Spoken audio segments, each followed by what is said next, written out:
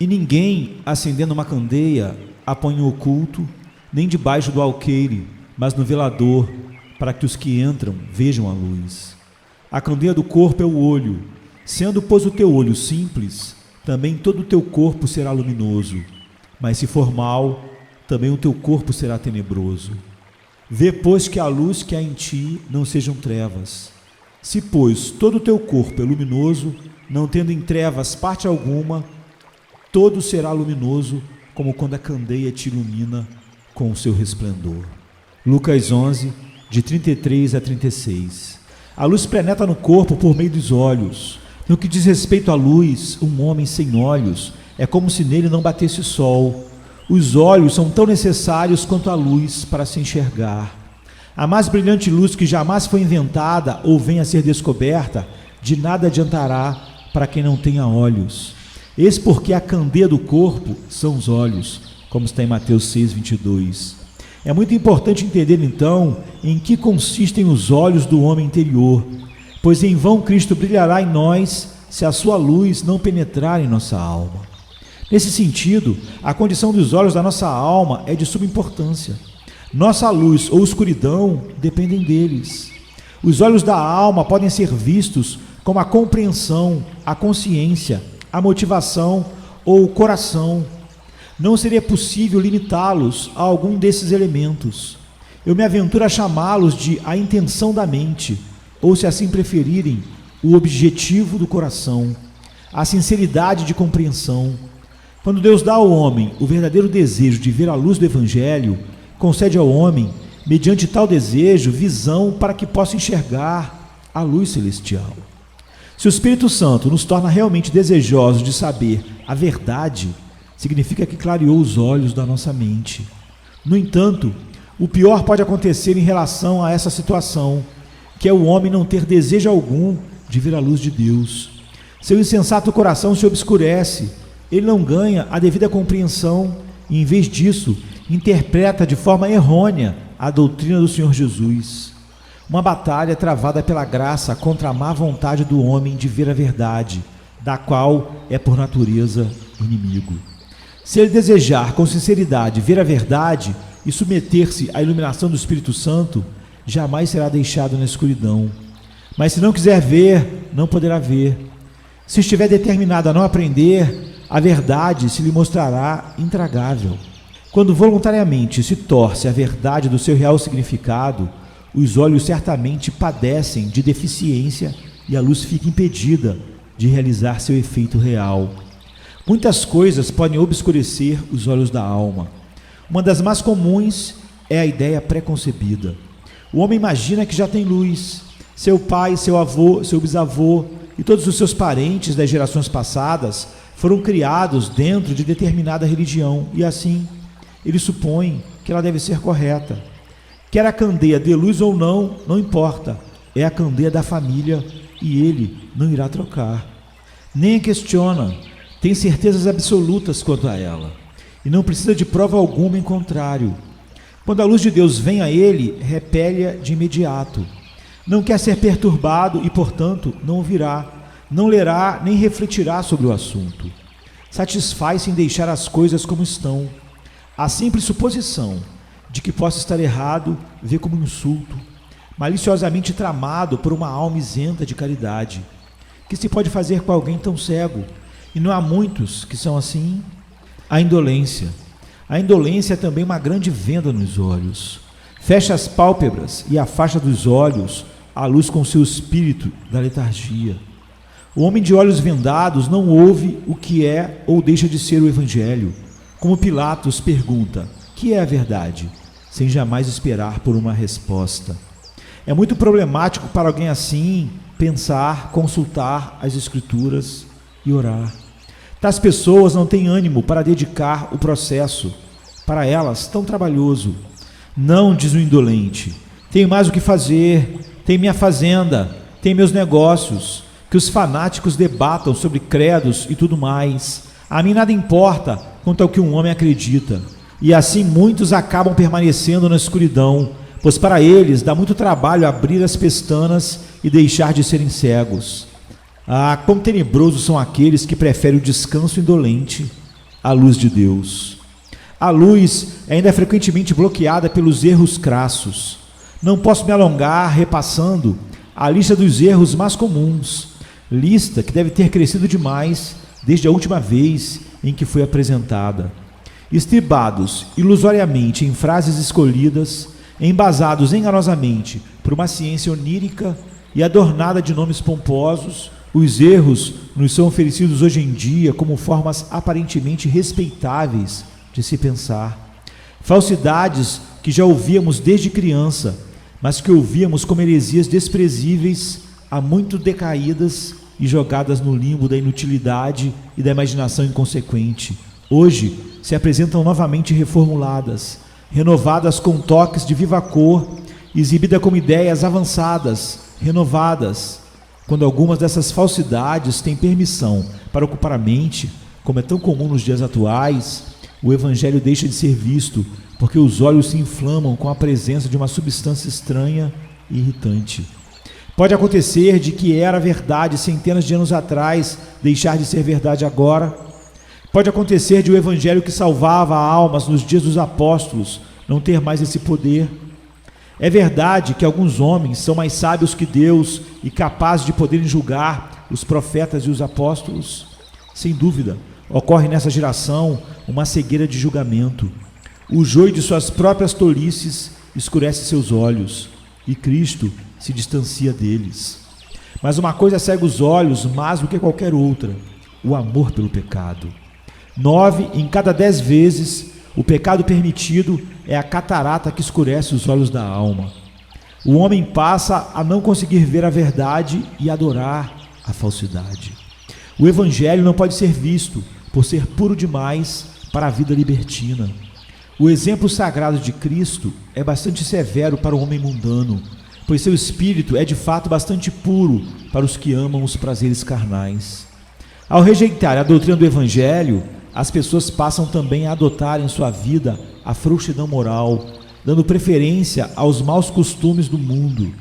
Como alguém poderia enxergar alguma coisa se o pecado afeta o próprio globo ocular da sua mente? Como podeis crer, diz João 5,44, vós que recebeis glória um dos outros e não buscais a glória que vem do único Deus, diz Jesus. O amor pela glória do mundo impediu os fariseus de crerem no humilde Messias. Quando o pecado cega os olhos como uma mancha de lama, não é de admirar que o homem se torne um agnóstico, um questionador, um cavilador. Para ter olhos limpos, há que se ter um coração puro. Os puros de coração verão a Deus. Eis que os puros de coração enxergam a verdade de Deus, de modo a apreciá-la e nela se deleitar. Que o Espírito de Deus possa limpar a sujeira de nossos olhos, para que possamos habitar na luz, assim como Deus nela habita. O orgulho é, outro sim, um grande bloqueador dos olhos da alma. Quando alguém admira a si mesmo, deixa de adorar a Deus. Aquele que se embevece na estima de sua própria justiça, jamais poderá enxergar a justiça de Cristo. Se você se acredita puro, jamais dará valor ao sangue que purificou todos os pecados. Se crê já ser perfeito, não dará valor a Deus Espírito Santo, o santificador. Ninguém jamais clama por graça até se dar conta da sua necessidade desesperada. Se, portanto, nos encharcamos de orgulho de sermos ricos e termos muitas posses, jamais veremos a riqueza da graça que se encontra em Cristo Jesus. A luz de Deus não habita o ser humano autossuficiente. A sombra que um homem carrega consigo é quase sempre uma maneira de mantê-lo no escuro. O egoísmo, em todas as suas formas e variantes, é também uma triste causa do obscurecimento da luz da alma. Na forma desprezível de avareza, faz com que o homem ande às cegas, mesmo à luz do dia. O brilho do ouro e do dinheiro é prejudicial aos olhos espirituais. Como poderia Judas ver a beleza de Cristo se vê algum valor em meras 30 moedas de prata? Como pode alguém dar valor ao futuro céu se a riqueza aqui presente já é céu suficiente para ele? O inferno recompensa seus adoradores com cegueira. O egoísmo o faz sob a forma de ambição, desejo de honraria ou mesmo de participação na salvação de alguém. O egoístico desejo de não reconhecer a honra da salvação, a graça, bloqueia a entrada da luz de Deus na alma. O egoísmo sob a forma de exaltar a falsa nobreza humana, a enganosa grandeza da nossa humanidade e tudo mais que isso se assemelhe, são outros aspectos da cegueira. Como pode alguém que tem olhos só para si mesmo ter alguma visão de Jesus? De todos os anticristos, o egoísmo é o mais difícil de ser superado. Está escrito: é necessário que ele cresça e que eu diminua. João 3,30. Mas se o egoísmo orgulhoso não consegue resistir a uma diminuição, como então pode haver o crescimento de Cristo? Não haverá espaço para ele em tal coração. O apreço por si mesmo leva à depreciação do Senhor Jesus. Ainda, multidões são mantidas na escuridão por temor aos homens. Massas humanas não ousam ver, sentem-se compelidas a pensar conforme o que estiver na moda. E existe moda de opinião tal como a moda de casacos ou chapéus. Se você decidir se apegar à fé concedida aos crentes em Cristo, será tido como antiquado e menosprezado por sua fé. Do mesmo modo como seria pelo seu vestir se andasse atualmente trajado à moda dos tempos da rainha Elizabeth I. Para muitas pessoas é até pecado comportar-se de modo diferente da grande maioria. Essas pessoas jamais pensam por si mesmas. Na verdade, não têm controle próprio mental algum. Procuram saber qual é o rumo a tomar com qualquer pessoa, supostamente autoridade naquilo em que de fato não é. Consultam tais supostos sábios para saber no que devem crer ou descrer, louvar ou condenar. Lembro-me de um homem que nunca sabia se havia gostado ou não de um sermão até obter a resposta a respeito disso de um velho amigo. Não tinha opinião própria, recebendo de outros todas as suas ideias. Seu cérebro, enfim, era colocado na cabeça de outra pessoa, o que, aliás, é muito conveniente e poupa dores de cabeça, mas também tem efeitos colaterais. Pessoa Isaac se recusa a fazer qualquer reflexão, preferindo que outros façam isso por elas. Aquele, porém, que deseja ter a luz de Deus, sabe que ele jamais chegará ao covarde que teme a reprovação de outro mortal e faz do homem o seu Deus. Deus poderia ter dado à multidão um senso comum de julgamento, deixando que fôssemos guiados como que por uma autoridade central, se assim achasse correto. Mas tendo dado a cada indivíduo sua própria compreensão do mundo, espera que a usemos, e é para uso pessoal honesto da compreensão que ele nos fornece a luz. Até os olhos do pardal ou da formiga, embora bem pequenos, poderão ver muita luz, como os olhos límpidos e luminosos. Roguem, pois, pela graça de poderem buscar por si mesmos a verdade de Deus, livre do temor dos homens, que representa uma cilada. Que jamais perguntemos: creu nele porventura alguma das autoridades? Como está em João 7,48. Quer as autoridades crescem, ou venham a crer, ou não, sigamos nós o Cordeiro e nos regozijemos na pura luz que dele advém. Que Deus os poupe, caros amigos, de terem os olhos afetados por alguns dos enganos que acabo de mencionar. Há verdadeiras legiões más de coisas que cegam. Que a graça os poupe delas.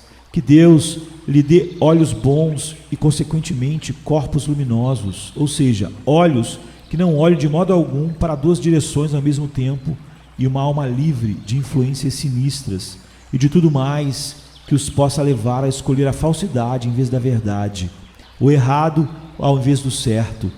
Permita a Deus que possamos ter o desejo de andarmos corretamente, o firme propósito de conhecermos a verdade como ela é em Jesus Cristo e sentirmos e agirmos em sincera conformidade com Ele. Ser sincero, verdadeiro, puro de coração, como uma criança. Não queremos ser nem um grande gênio, nem ter uma consciência altamente brilhante, pois o que precisamos é de uma mente e uma alma simples, para que a luz de Deus adentre em nós, mediante o seu Espírito soberano. E ninguém, acendendo uma candeia, a põe no oculto, nem debaixo do alqueire, mas no velador, para que os que entram vejam a luz. A candeia do corpo é o olho.